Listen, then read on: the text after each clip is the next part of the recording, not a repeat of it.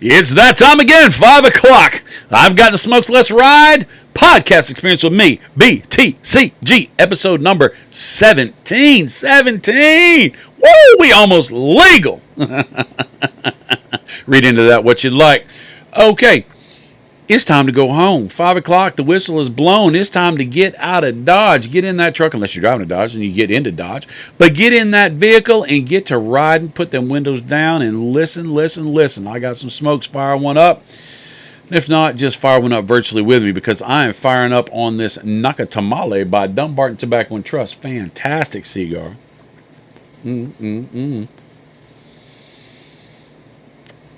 Oh, how's your week? You have a good week? I hope you did. I'd love to meet you personally. All 7 of you. And just have a smoke with you. And just actually sit down and ask you, how was your week? Because I would love to know. I'd love to know if it's great. I'd love to celebrate with you. I'd also love to grieve with you if it just sucked, and tell you that next week's going to be better, hopefully. And if not, it's got a potential at least to be. Right? Hopefully there's some good cigars in your weekend coming up. Hopefully there's some good times with your family coming up. When you get home, man, get out of that car as fast as you can. Get in the house and start living, because the love is on the other side of that car door where that family is. They love you and you love them back. And I know you're going to love the time you spend together. Even when the time is not that much fun, it's still much, much better when you got it with the people that you love and that love you. And I believe that. You can count me as one of those people that love you. Even though I'm not going to go in your house unless you invite me, and you probably won't. But if you did, I'd wipe my feet, but I'd probably eat your best food. I would. I'd bring cigars. Not a bad trade, right? I can cook. I even do dishes. Ask First Lady. If the women don't find you handsome, they ought to at least find you handy, or at least find you washing them dishes, right? That thing right there. 34 years of marriage. Boy, that's about something right there. Looks fade, but dishes keep coming. So you keep doing them dishes, you're going to be all right. Shoo. Did I ever tell you about when I got married to the First Lady? Well, I'm going to right now. She is lovely. She was lovely then. She's lovely now. A sight to behold inside and out. Best thing about her is her heart. But all the other parts are fantastic too. And we were broke. We were broke. I was out of the Marine Corps. We had whirlwind courtship, so as to speak. We decided to get married. Didn't have no money. Got married on my mama's property.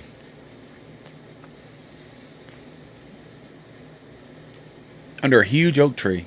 Huge oak tree. That tree is so big around now that it'd take 4 people my size to reach around and touch hands. That's how big that tree is. It's still standing like our marriage. When we got married, that tree was half that size. Of course, so was I. That's true. I cast about as much shade as that tree does now, too. But we got married under that tree. Wanted to make it fancy. Had some lattice work under the trailer that was left over. You know, that stuff that looks like cross hatches? It's real thin. Cut it into 10-inch strips, and I made a arch. We needed a walkway to walk up, so we got some bath mats from the family. Rented chairs. Got rented chairs so everybody had a place to sit. Pulled the table out of the hallway and used that for the stand to light the candles, the unity candles. My grandfather said he'd bring a justice of the peace, and that feller wouldn't even wear a suit. He wore a freaking striped 3-button down old man shirt, a pair of slacks. Didn't really let us give our vows and stuff like that. It was pretty cut and dry and matter to the fact. Tried to light the candles, and the candles wouldn't light. I had a suit from J.C. Penney's. Didn't have money to alter it. So I wore it straight off the rack. It was a little too long in the feet and a little too wide in the shoulders. It's gray. Had some friends that worked with me at the restaurant that I worked at, Long John Silver's. They were my best men. I had to park my own cars. I had to park everybody else's car, which was fine. Had an old stereo. You remember the old stereo you could buy that everybody had from Sears or J.C. Penney's or Moss Brothers or wherever, Kmart. We didn't have Walmart back then. That was one big piece, but it had equalizers in it. It had double cassette tapes. It had the radio and it had a tape player on it, and that piece of glass that flipped up in the top, and it looked kind of like wood with two of them scrawny speakers. You know what I'm talking about? We had one of those. Had to run extension cord from the pump house, put the speakers close enough so you could hear them. I made my own mixtape of Canon in D and some other processional march wedding songs. Sarah had to walk out the trailer, down the steps, out the front of the trailer, down the steps, around a couple trees, down the way, around some more chairs, and come up the front. She probably had to walk 150 yards. If I would have thought about it, I would have put the wedding right in front of the door. I didn't want to give her that many chances to take off and leave me. If she would have got her mind right, she probably wouldn't have made the walk. But I'm glad she did. I'm so glad she did. Then she proceeded to walk up there. Well, my sister, her two sisters were the bridesmaids, and they walked all up. And then my wife walked up. Her mom had fixed up a dress that she wore to a high school dance. Prettied up a little bit. It was a pale pink, more white than pink, but it was a pale pink. It fit good. And her mama got a bunch of stuff from Joann Fabrics or Michael's and made her a veil. She had a little bouquet. Her uncle's family owned a florist shop, and so they provided us with a bunch of fern leaves. I had the idea of stuffing all that fern into the lattice work behind us, so it looked pretty. Put some on a table. And then she walked up. Well, she came out the door and everybody stood up. My heart sank. I wasn't nervous up till that moment. We had spent time together. But it got serious right then. This was my forever. And she was walking and the sun was shining. And that crappy stereo sounded like the best orchestra I've ever heard in my life. In every step, I could feel it in my heart. And when she hung that last corner to come up the middle,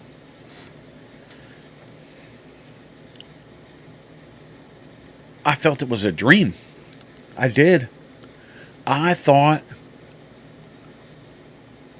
there's no way that she would choose me. Then we came up, and I don't know what I'm doing. I think we hold hands. Got some rings. Had to put them on layaway. Her mama helped pay them off from K Jewelers. There was supposed to be a diamond in the engagement ring, but it was basically they waved a diamond over, and if any dust fell in, they just glued it on there so it was a ring, and that was her wedding ring set. Had 3 black stripes on each side of it. It was gold, little pinstripes on a bias, with a little cut in the middle that made it look like there was a stone in there, so it was shiny. And I had a matching band. We put those rings on. I remember I was scared to death I'd drop it or put it on the wrong finger. I don't remember what I said. I don't remember what she said. And then the wedding was over. That Justice of the Peace feller, when he was done, he kind of took our hands and said, "Good luck, y'all," and turned around and clapped his hand and said, "Well, that's it, folks. Let's eat."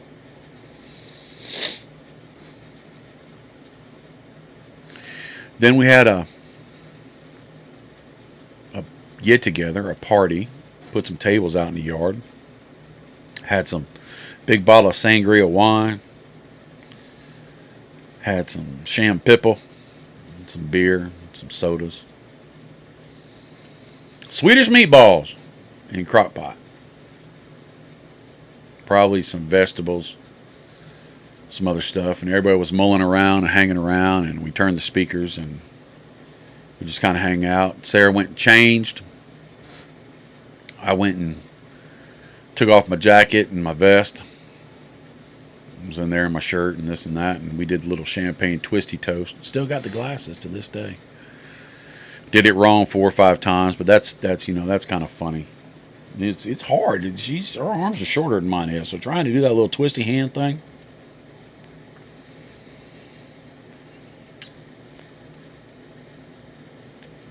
It's difficult, but boy howdy, it's fun.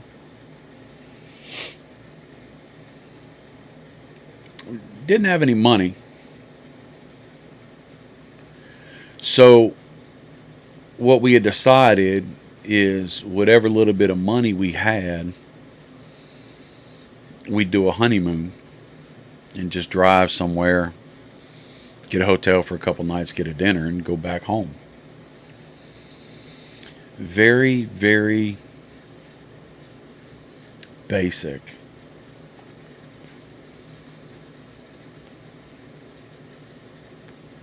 So we had the party, and then it was getting dark. We went in the house and the trailer, and then we started opening up gifts. And people were extremely generous. They gave us lots of gifts that we needed, that most of the gifts we took back and got the money for. That's the truth. How many toasters do you need? Waffle iron. But a lot of people gave cash. It was mainly family, a couple friends. Sarah's good friend from school, Jennifer, was there. She was one of her bridesmaids too. So we decided we had, I guess, I don't know, $600-700 by the time it was all done. More money than we had in our hands, and since we've been married, since we've been together.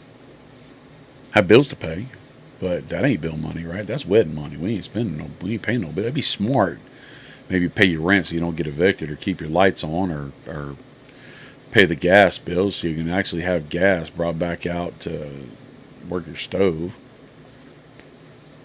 Nah. You was going to do it up. You only get married once. She was, what, 18? Oh, she was young. I can still see her. I can still smell her. I can. I think about it a lot. I do. So then we went out to the car, and most people had already left, and nobody had decorated the car. So we decorated our own car. Put "Just Married" on the back of the car. Oh, busted Caprice classic. That joker. You had to pop the hood and take a clamp and clamp open the carburetor valve, butterfly valve, spray a little carburetor cleaner in there most time to get it to start. That's how busted it was. It was maroon brown, flat paint, long, hot Naugahyde seats. I don't know what country Nauga comes from, but we had at least 4 or 5 Naugas killed to make those seats. Good speaker system in the back. It was the 80s, of God, for goodness sakes. Had bazooka tubes and 12s, amps and preamps and stuff, but it was not a great car, for sure. But we had decent money, and I said, you know what, babe, let's go to Ocala, which was, I don't know, an hour away. A destination honeymoon, right? It was an hour away. And we get a room at the Hilton. Ooh, fancy. Nice. Hilton. Best hotel out there. Back when Red Lobster was great, Red Lobster was the best seafood place you go to. Hilton was the best hotel you go to. So as we were driving down the road, we get past, I'll never forget this, by a black and silver tone Lincoln. The one that had the flat butt on the back, that neat little fancy looking expensive Lincoln that had just married all over it, decorated up with balloons and bows. And you look in the car and there ain't no Naugahyde in that car. And the wedding dress is huge and flowing, and the guy's in top hat and tails kind of thing. And they wave at us, we wave at them, and they go on. And now I'm feeling like poop because here I am, my wife had to be in a already used dress. I'm in a JCPenney suit in a busted old car that we can't go over the speed limit because it'll wear that car out. The car will start shuddering at 65 miles an hour. And I'm like, this is how I'm going to start off her life. And I'm feeling bad. So we pull into the Hilton. And lo and behold, the car that's sitting right there is that car that I was just having a hard time with, that Lincoln. I'm like, man. So, we ain't got no luggage. I hem and haw for a minute, hoping that they won't be at the desk. But I go up there, and there they are at the desk. Real nice lady behind the desk. Hilton's pretty. Oh, it's nice. Got a nice little bar up there and a little lounge area, and there's music playing, and it's fancy with lights and waterfalls and stuff. I mean, it's nice. That lobby's nice. So we're up at the thing, and they're like, hey, did y'all get married? Yeah, we got married. Congratulations. Yeah, congratulations. And she's showing off, the lady's showing off her big old ring, kind of sliding it sideways and this and that. And I'm knowing that that's not my wife's ring. Not even close. I'm feeling about as big as an ant right now. A-N-T, not A-U-N-T. I'm not talking about bigger little ants. I'm talking about them little creatures that crawl around. I'm feeling small. I'm supposed to be the provider. I'm supposed to be setting up her life, and I can't imagine what she's thinking right now. I don't think she wanted to be with that dude because he was a jerk. But, you know, she's like, this is my life. And so those people are rubbing it in our face pretty good. That feller is. There's not much I can do about it because he's right.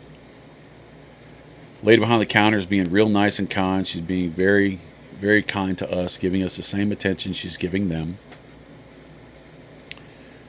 And they're talking about getting a room, and we're talking about getting a room. She goes, would you like a suite? And I said, oh, I don't know. I said, we're going to be here for maybe a day or two, but, you know, I don't know how much a suite is. And she understood what she knew the assignment. She understood what was going on. And she goes, well, let's look. It won't hurt to look. Now, I had $500, $600, $700 in my pocket. That's all I had to my name. Once that's done, it's done. So we went up to the first suite, the junior suites, 2 floors from the bottom. It's like a 14, 15-story hotel. 2 stories from the top. We go in junior suites, and they're nice. Oh, they're nice. They got big beds. They got a seating area.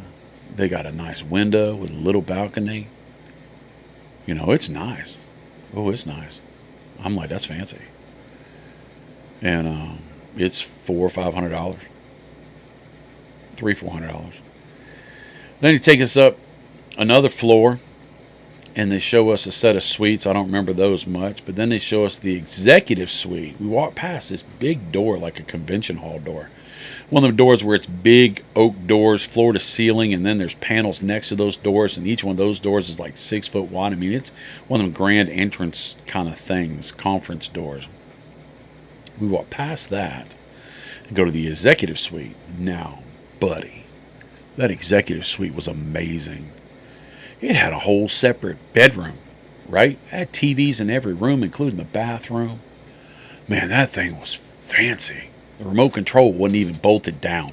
That's what I'm talking about. Had a refrigerator, had a tray of food that didn't have, you didn't have to pay for it. It's not like you bought the food, you know, you had to pay extra for room services on the food and stuff. They said, oh, that's all complimentary. You can have it all. And there was water in the fridge and all this other stuff. I mean, that thing was nice. Good sized balcony. It was out of my price range. It was way out of my price range. And so they were really excited about it. She was the other guy's wife was excited about it. Oh, honey, this is amazing. This is da da da da da da. And then she goes, we have one more suite to show you. It's a presidential suite. It's open right now. And I'm sitting there going, I'm ready to go, right? And the lady goes, well, come on, let's look at it. We'll just look at it. And Sarah's like, yeah, let's look at it. And I'm like, okay. Now inside, I'm sitting here going, do you not understand this is not who you married? Do you not understand that I will grind for you, I will work for you, I will do everything I can for you, but if you want a life like this, I am not the right ticket to sign on to. And I'm sorry. All that was going through my head. Feeling inadequate. Feeling not enough. And so we went. The presidential suite was behind those doors I was talking about. Them big, huge doors. And when you open the doors, you grab both doorknobs and you pulled it open. I mean, or you pushed it in. I mean, it was a presentation. Now this thing, oh my gosh, you walked into the first level, and that was the living area, which had tons of VCR movies. Don't judge me. That's what they had back then. All the cables and satellites. Huge TV back then. It was probably 45, 50 inches. And back then, that was a monster. Had books, had all sorts of stuff. And then off to the side, you go up 2 or 3 steps, and that's where the bed area was. And the bed was king size, 4-poster bed, but the posts were about 8 inches round, kind of spirally, in deep dark wood. Oh my God, it was gorgeous. Pillows were fluffy. Blankets were everywhere. Had a sitting chair on both sides. Oh my gosh, it was amazing. And then you went back down into the main area. You went up a step to the other area, and it was all tiled. You had a jacuzzi in there, a full-size jacuzzi. That's right. You had an exercise bike. Why? I don't know. And then you had a walk-in shower enough for 15 people. Jets everywhere, and 2 of the biggest, fluffiest bathrobes that said Hilton on it. White, fluffy. And then, so fancy, there was a toilet with a magazine rack next to another toilet. There were 2 toilets in there. And I'm like, rich people are weird, but God, dog. And then the balcony. Oh, the balcony. You go out on the balcony, which wasn't huge, but it was right under the Hilton sign at the very top. It was the highest looking balcony, and it was, man, you talk, no wonder it's presidential suite. That thing was 1,000 plus.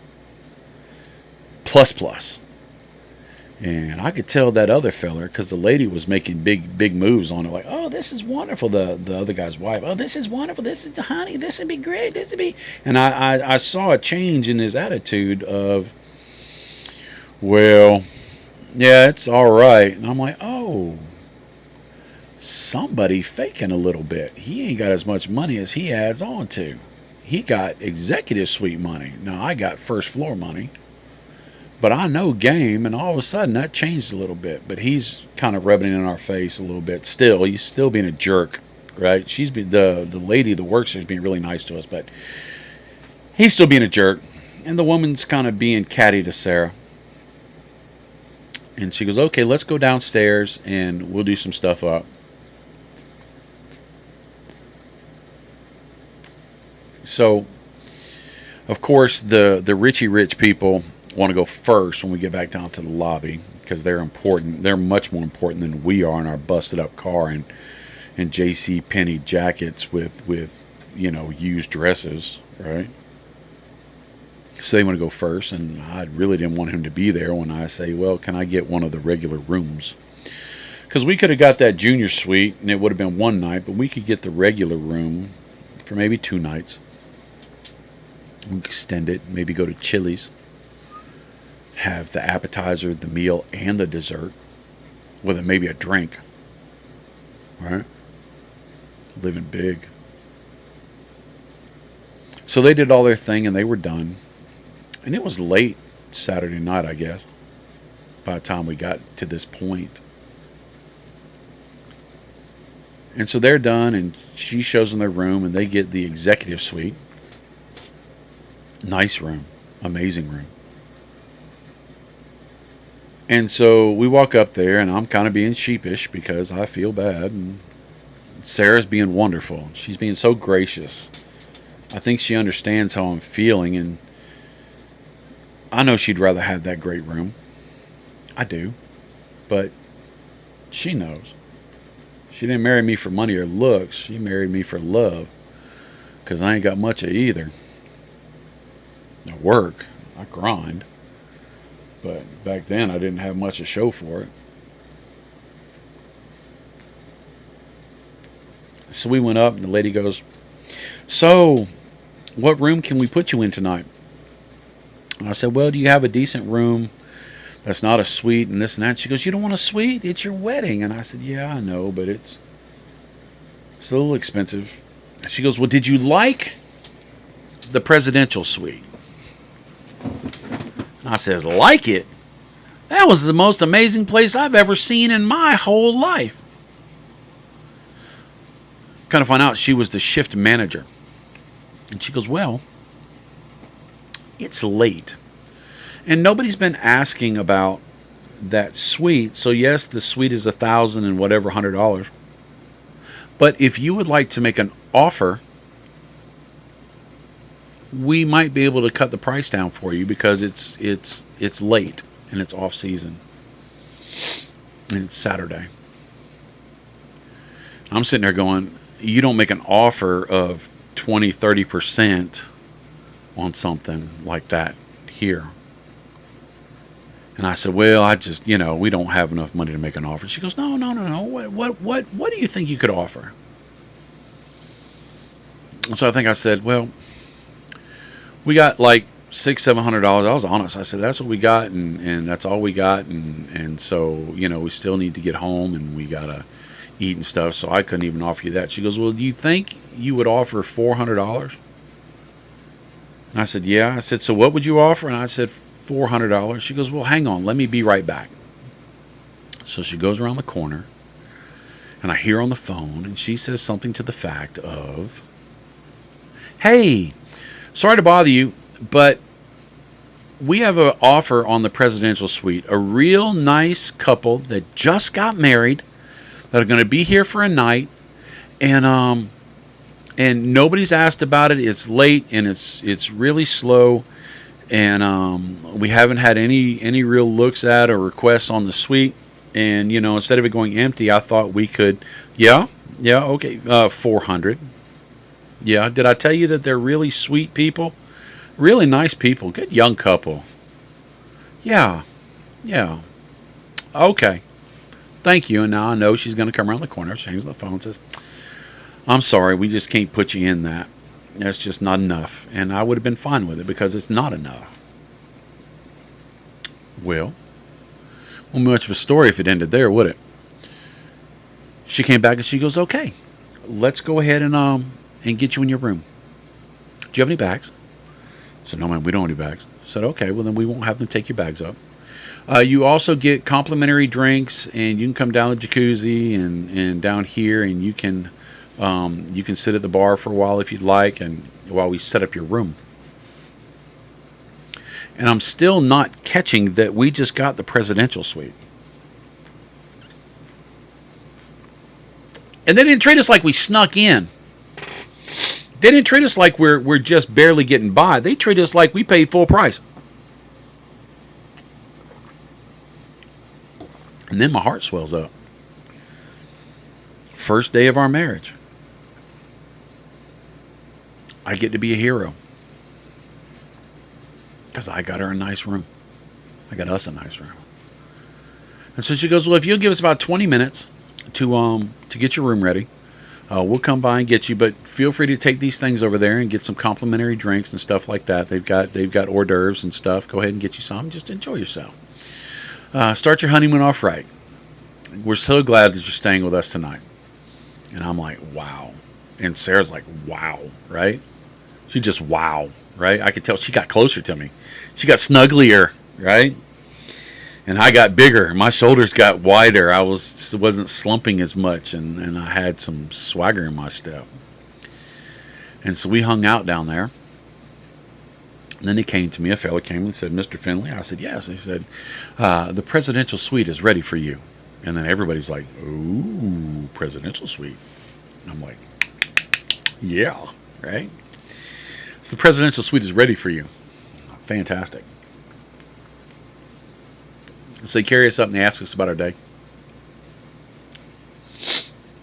And it's awesome. We're in the elevator and they're treating us, yes sir, no sir, yes ma'am, no ma'am. They're treating Sarah like the aristocrat she is. And they open the doors for us.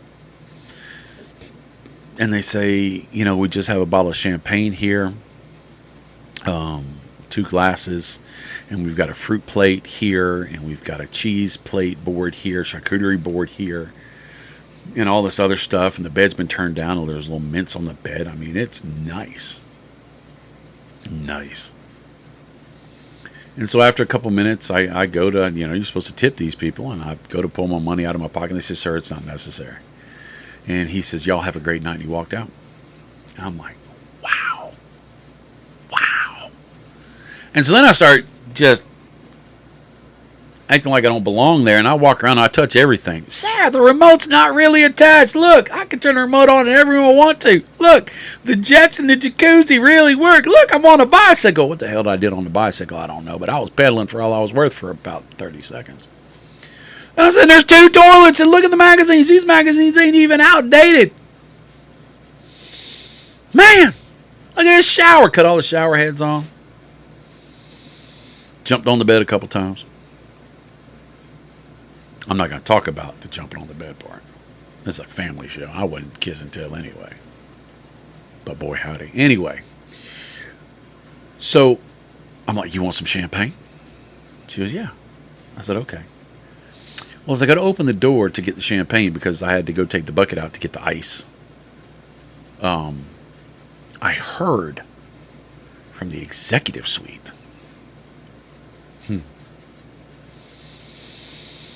I'm not a good man, but I heard from the executive suite, the guy saying, yeah, I'm going to go get ice. I'll be right back. And I'm like, ooh. And I shut the door back, and I reached back, and I grabbed the champagne bottle and the bucket, metal bucket. I grabbed the door, and I'm figuring out how long it's taking for him to get there, and I'm planning this out. And as soon as I think he's right near the doors, I start cracking the doors, and I stick my head at the door so he hears real well. Honey, I'll be right back. I'm going to get some ice for the champagne, and swing out both doors wide open.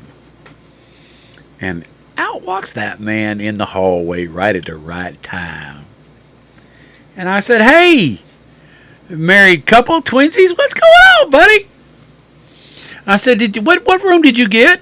He goes, oh, we got the executive suite. I said, oh, that was nice. It's so quaint. It's so comfortable. It's just cozy. I said, we chose to go with the bigger one. We just decided that was the way to go, so we went with the presidential suite. Yeah, that man making me feel like I'm tiny. His wife made me feel like tiny. I don't care what they do on their honeymoon at that executive suite. He gonna be thinking he ain't in the presidential suite, and she gonna be thinking it too. Yeah, buddy. Yeah, I'm proud of it. I shouldn't be, but I am. We get ice. And his shoulders now. It's his turn for his shoulders to drop a little bit. Yeah.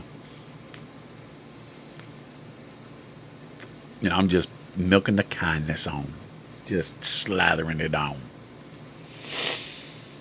Well, happy, congratulations on the wedding once again. I'll see you later. And shut the door, and Sarah knew what I did. We laughed and giggled a little bit. Then we had a little champagne. Didn't taste very good. I don't like champagne. Had walked around everything and this and that. Got in the jacuzzi. Didn't have a bathing suit. Got in the jacuzzi in my shorts. But it was in my room. In my room.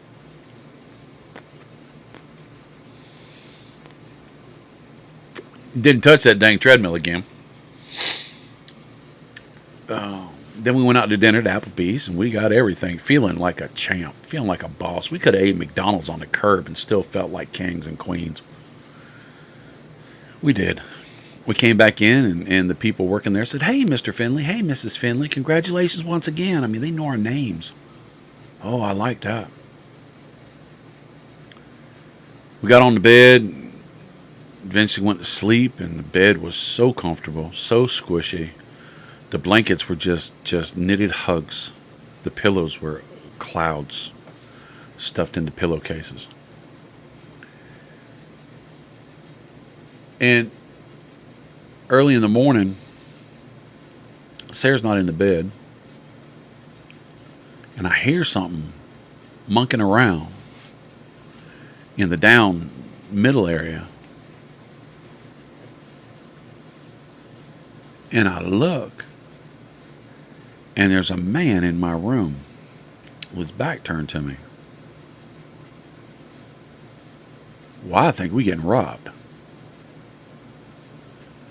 I proceed to begin to jump up, and I'm going to handle my business. I may be broke, but I know how to broke people if need be. Fresh out of the Marine Corps. Fresh out of recon. And as I was getting up, he turned around and he goes, "Oh, good morning, Mr. Finley. I hope I didn't wake you. I've got your breakfast here, your fresh fruits, your eggs, your this, your that, and also a bunch of different newspapers.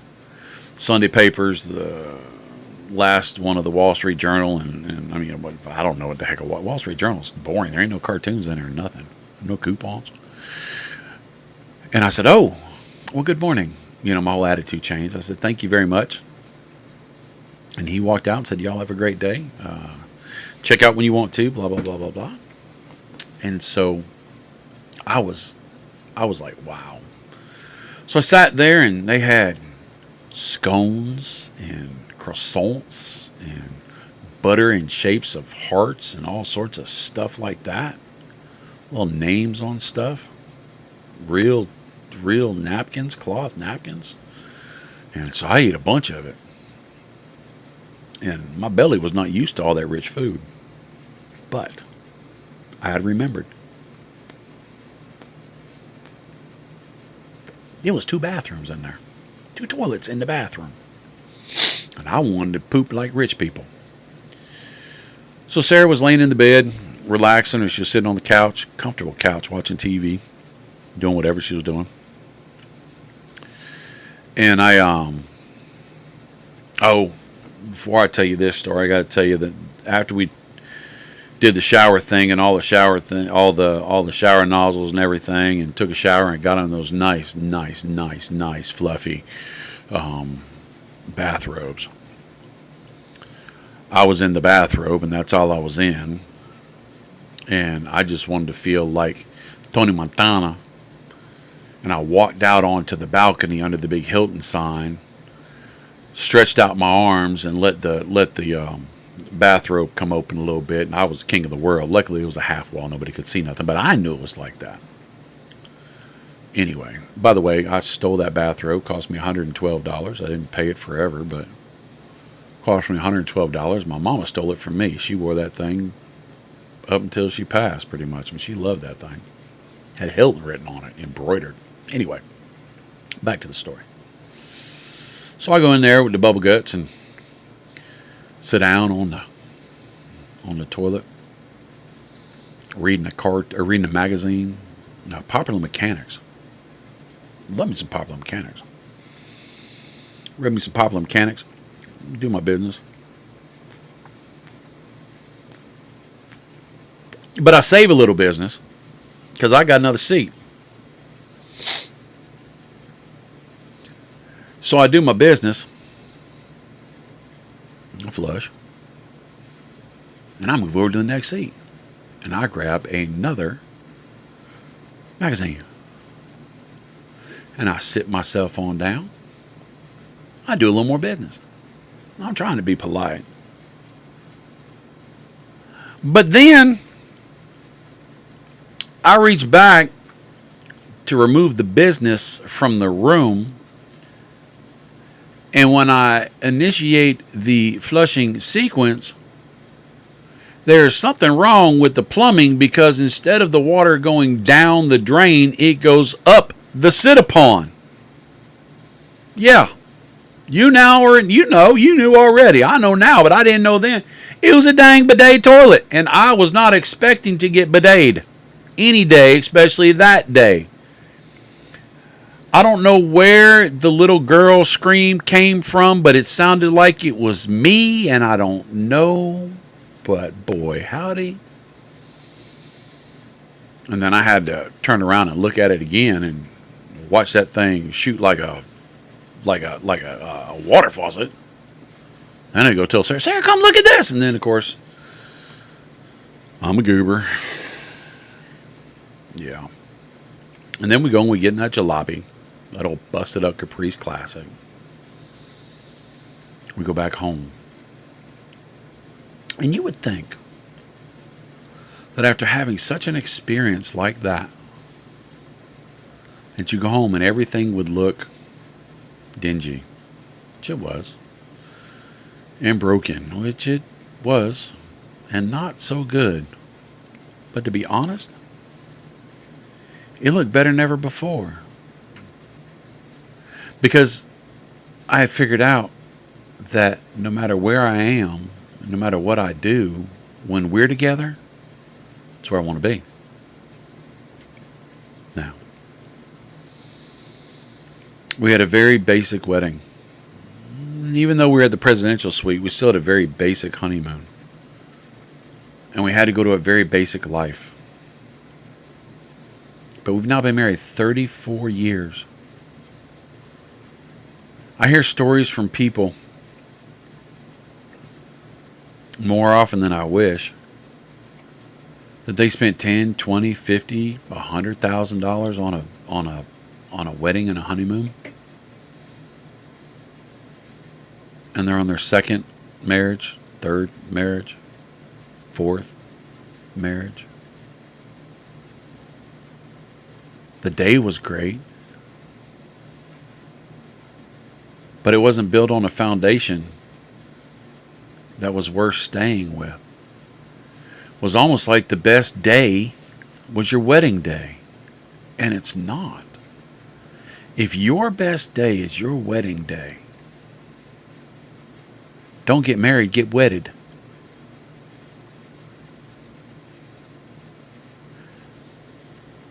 If you go to Disney, and you go to Disney, that gate to get in is amazing. The drive up is amazing. It's fantastic. But if you went and paid all that money for that ticket, and as soon as you got through the gate, there was nothing really there, a broken carousel, a busted park bench, it wasn't the Disney experience, it was the gate experience. People don't go to Disney for the gate. People go to Disney, for the adventure, for the moments, for the memories.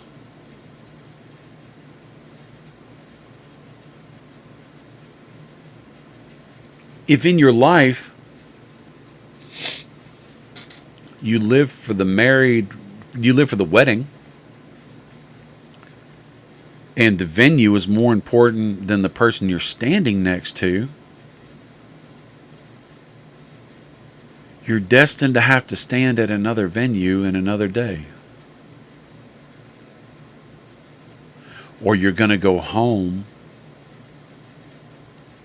and get real and find out that's not the person that you should have spent your forever with.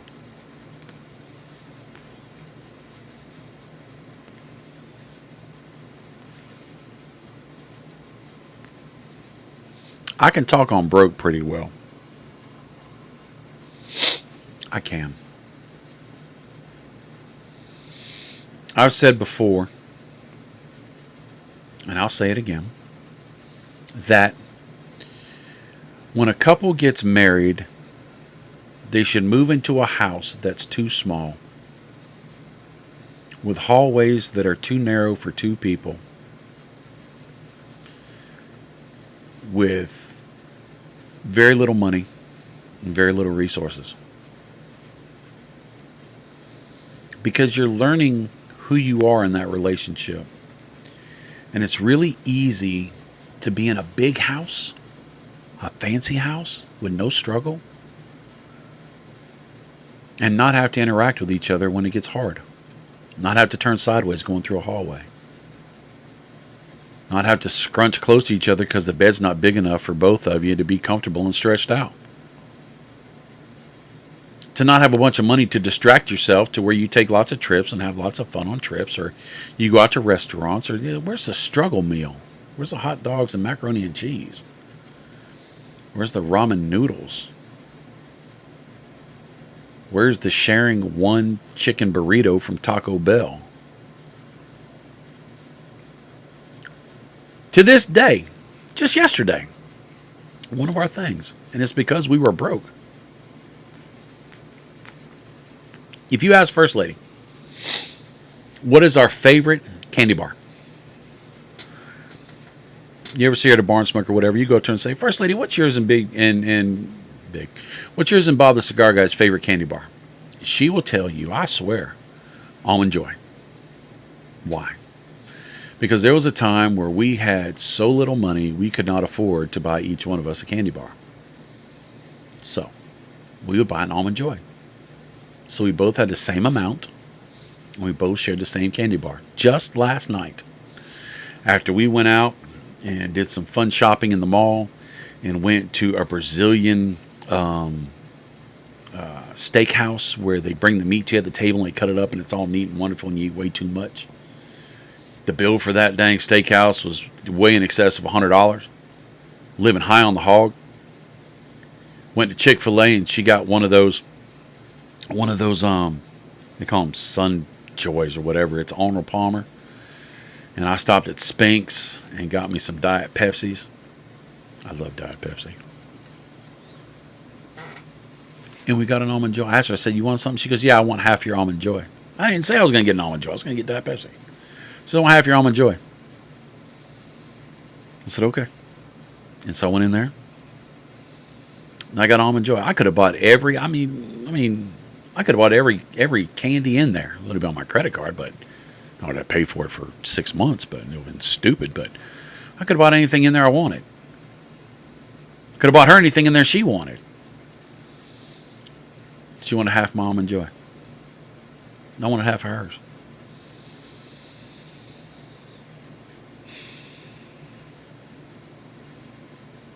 This is episode 17. And I needed this episode. People aren't watching the podcast. The numbers were good in the beginning, and they have just slowly faded. I'm sitting here going, I spent an hour shooting this video, and I spent 3 to 4 hours editing and posting. Is it a beneficial, worth my time? Am I getting the results from it that I think I should have? Because it's not popular. I've got to commit to a year, but did I make a mistake by doing this? If nobody ever watches another one of these podcasts, doing these for a year was worth episode 17 today for me. I needed to hear me tell the story of why I love the First Lady so much. Because there's a lot of water under a 34-year-old bridge. And there's a lot of stubbornness in this old goat. There's a lot of struggles. A lot of fussing. A lot of arguments. A lot of disappointments. But I've disappointed her and things. And shiny things are easy because they're new and they're shiny and they're exciting. But they're not trustworthy. You don't know if they're going to hold up. But when you get something that you've had for 34 years, it's got dents and dings, and it's not as polished, and it's not in the middle of the room. It's not the new thing. But it's the thing that's always going to be there and always give you what you need. And my first lady is that. And I hope that she would say the same thing.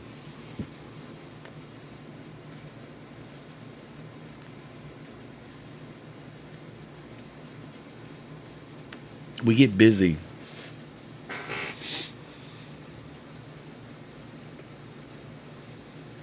We get lazy. I do. She's not going nowhere, so I ain't got to shave every day. I won't shave for a week and a half. That's not fair to her. I shave when I got to go out or when I got to do something or whatever. But I don't shave when it's just for her. Why not? Because she's not going nowhere. So I take it for granted. I wear ratty clothes when I get home. I shed my clothes, my work clothes, my uniform. I go change into comfy clothes. And I sit there in ratty clothes with holes in my socks. I should at least dress up. Not dress up, but I should at least look halfway nice. Shouldn't have holes in my shorts. I should put in the effort.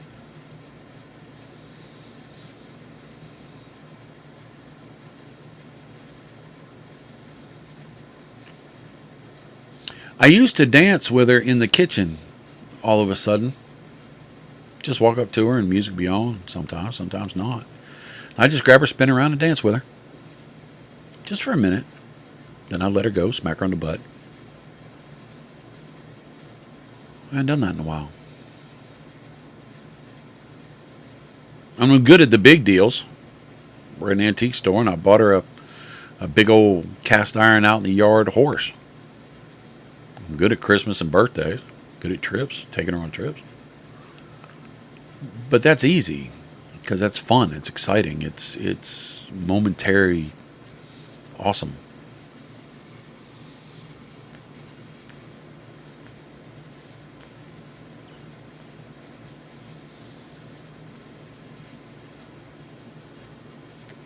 Slacking on the in-between. Those moments between the pictures.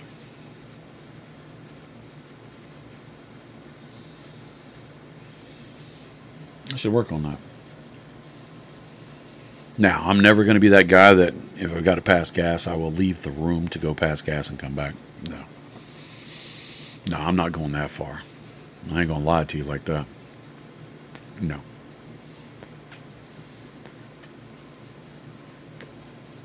But I could pick up my clothes. I'm going to do a load of dishes.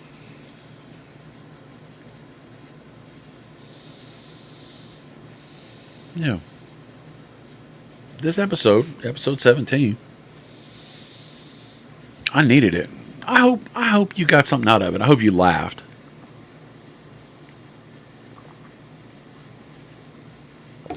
I hope you can say, man, I got my life more on lock than he does.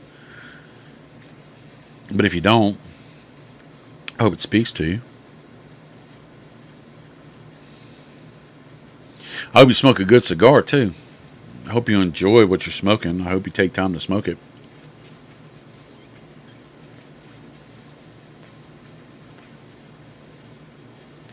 So when I say things like I do every week, life starts on the other side of that car door. Get out and get in there and get to living with the people you love and the people that love you back. I never said that in that way, in that word phrase, before this podcast. But it's been my mindset forever. It just came out better in this podcast. But it's true. It's easy to chase the things or the people that can walk away from you because you're afraid they're going to leave you. And it's easy to stop running after and running to the people that will never leave you.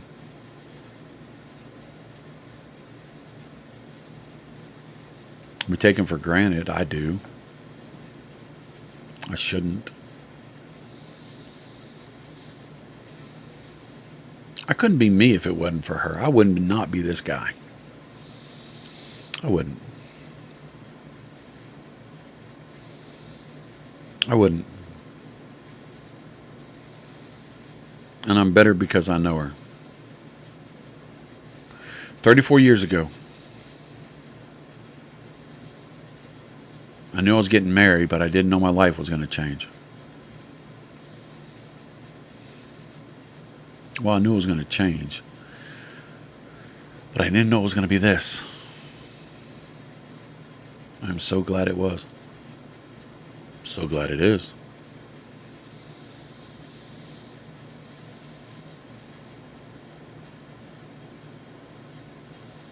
So, I said earlier that if nobody ever watched any other podcasts, episodes, it would still be enough. I did not say that that would be okay. So keep watching. Come on. Don't make me suffer for the rest of this time by myself. We got 17 down. We got 52 left. So that's how many? 5. So be 20. We got 35 left. Come on. We're at, God, that's almost a third of the way done. Come on. Stay with me. I ain't going to be bright and shiny. I ain't going to be new, but I'm going to be dependable because I'm going to be here every week. And what I'm going to do is I'm going to do my best to give you a pause, to give you a break, to give you a distraction, to encourage you, to tell you the truth. I'm never going to lie to you. So when I say you're valuable, you are. When I say you're worth it, you are. When I say you're worth loving, you are. When I say that you've got love to give, you do. When I say you make the world a better place, I mean it. When I say there's no problem that's so big that you need to check out of this world before it's time, that's a fact. I'm also going to tell you if you need help, go get it. If you ain't got the strength to get help, reach out to me. I'll listen. I don't have answers, but I care, and I will try. And I will try to encourage you to get help. If you're going through great times, I want to celebrate with you. If you're going through hard times, I want to grieve with you. If you're going through in the middle of times, I want to hang out with you. If you're ever in Travelers Rest, South Carolina, I hope you hit me up so we can hang out and smoke a cigar together. Maybe come out to the studio. If you ever see me in public, at a bar and smoker, at PCA, at an event, out in town, please feel free to come up to me and say, hey, let me get a hug off your neck and let me get a picture of you because I love taking my picture with amazing people, and that's exactly who you are, and that's the truth. I'd love to hear your stories. I'd love to hear your comments. If you comment, I will comment back. I will. I never cast shade. I never beat anybody down. Too many people do that, and that's not who I am. And I will always love the First Lady. And that's a fact. So, we got 20-something seconds. So make sure we're going to land this plane. Make sure your seat's in the upright position. Your tray table is up and locked because we have got wheels coming down on the ground and we are going to disembark and go live our lives for a week. I hope you come back next week because I'll be here. Will you? I'll see you later. Later, Tater. Remember, drive safe. Get out that car. Shut that door. Start living. See you later.